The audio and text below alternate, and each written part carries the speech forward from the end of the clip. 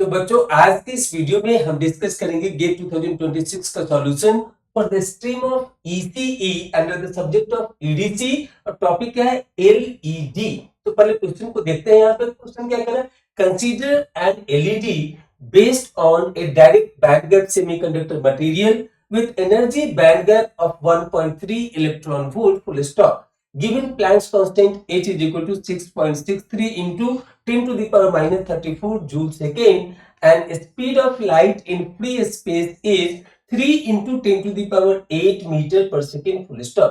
In which of the following wavelength ranges the LED will not emit question mark।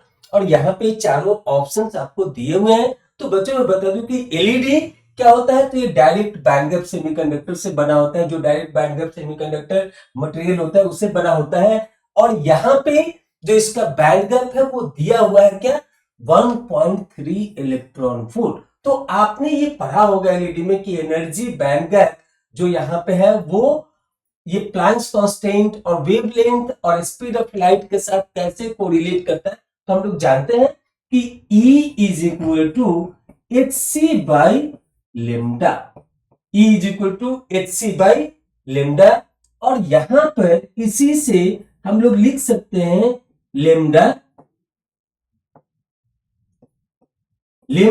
In micrometer is equal to what, this can be written as a 1.24 divided by this band gap in terms of electron volt। थोड़ा इसको समझिए। तो यहाँ पे जो H हमारा Planck's constant दिया हुआ है इसके वैल्यू को यहाँ पे सब्स्टिट्यूट करेंगे, स्पीड ऑफ लाइट को यहाँ पे सब्स्टिट्यूट करेंगे जो 3 into 10 to the power 8 दिया हुआ है, और ये E के वैल्यू को सब्स्टिट्यूट करेंगे तो लेमडा मिलेगा इन टर्म्स ऑफ माइक्रोमीटर। ये हमारा रेडीमेड फॉर्मूला यहाँ पे निकल के आता है कि ये सारा वैल्यू को सब्स्टिट्यूट करने के बाद Eg in terms of electron volt और लेमडा हमारा इन टर्म्स ऑफ माइक्रोमीटर आता है। तो ये न्यूमरेटर में 1.24 आता है। यह आपको याद रखना है, आप सब्स्टिट्यूट करके क्रॉस चेक भी कर सकते हैं। तो यहाँ पे क्या है, Eg in terms of electron volt दिया हुआ है 1.3 इलेक्ट्रॉन वोल्ट, वो हमें यहाँ पे सब्स्टिट्यूट करना है। तो क्या मिलेगा, तो यहाँ पे मिलेगा lambda in terms of micrometer, lambda in terms of micrometer is equal to 1.24 divide by जो हमारा Eg दिया हुआ है 1.3। तो यहाँ पे सिर्फ इसके न्यूमेरिकल वैल्यू को डालना है 1.3। तो जब आप इसको कैलकुलेट करेंगे तो आपको मिलेगा इसका वैल्यू 0.953। 0.953 हमने ऑलरेडी पहले बताया कि ये लेमडा किस टर्म्स में होगा, तो ये माइक्रोमीटर यूनिट के साथ होगा। तो लेमडा क्या मिला, जो वेवलेंथ हमको मिला 0.953। तो यहां पर इसको लिखेंगे, ये लेमडा हमारा हो गया 0.953 माइक्रोमीटर। हमको जो दिया हुआ है ऑप्शंस में वो क्या है, वो नैनोमीटर के टर्म्स में है, नैनोमीटर के यूनिट में है। तो यहाँ पे इसको नैनोमीटर में चेंज करने के लिए क्या करेंगे, तो यहाँ पे बच्चों इसको 0.953 को 1000 से डिवाइड करेंगे, 1000 से डिवाइड करेंगे और 1000 से मल्टीप्लाई करेंगे। तो क्या हो जाएगा, यहाँ पे हमने 1000 से मल्टीप्लाई किया और ये 1000 से डिवाइड दिया और यहाँ पे अभी भी ये हमारा माइक्रोमीटर है। तो अब यहाँ पे 0.953 इंटू 1000 क्या हो जाएगा, 953। और जब ये 1000 को क्या लिख सकते हैं, 10 to the power 3। जब ये ऊपर जाएगा तो हो जाएगा न्यूमरेटर में 10 to the power -3। तो यहाँ पे मिली और माइक्रो जब मल्टीप्लाई हो तो क्या हो जाएगा, ये नैनोमीटर के रूप में हमारा आ जाएगा। अब एक चीज ऑब्जर्व करिए कि +-20 सब में दिया हुआ है, +-20 सब में दिया हुआ, तो ये कॉमन है। मतलब हमें निकालना है क्या कि लेमडा का वैल्यू 953 नैनोमीटर जो आया इसके लिए यह इमिट करेगा, क्या होगा, इसके लिए इस वेवलेंथ पे जो एलईडी है वो लाइट इमिट करेगा, मतलब एलईडी ग्लो करेगा। यहाँ पे यह भी एक ऑप्शन में दिया हुआ, ऑप्शन सी में। और गेट के एग्जाम में बच्चे ज्यादातर जल्दीबाजी में होते हैं और तुरंत वो ऑप्शन सी को ऑप्ट कर लेते हैं और ये कॉमन मिस्टेक हो जाता है।